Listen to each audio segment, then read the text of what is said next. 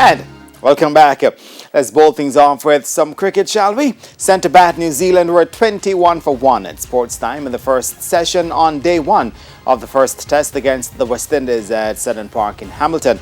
Debutant Will Young is the batsman to be dismissed thus far for 5, falling to LBW to Shannon Gabriel. The West Indies playing 11 features one change from the side which played the final of their 3-test series against England in the summer, with Darren Bravo replacing Shea Hope. Craig Brathwaite, Jamaica's John Campbell, Shamar Brooks, Roston Chase, another Jamaican, Jermaine Blackwood, Shane Dowridge, Captain James Holder, Alzari Joseph, Kemar Roach, and Gabriel complete the 11. Now, Cricket West Indies officials are said to have been very impressed with the concise and tight arrangements following an inspection of the biosecure bubble and health protocols in Bangladesh ahead of a proposed tour next month.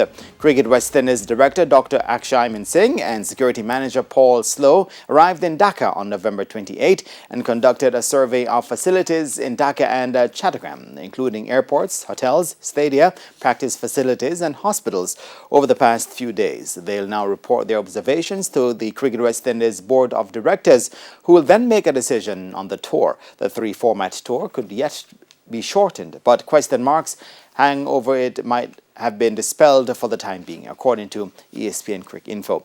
Now, the Bangladesh Cricket Board hasn't hosted any international cricket during the pandemic, with Australia and New Zealand having postponed their tours, which are scheduled for June and August, respectively.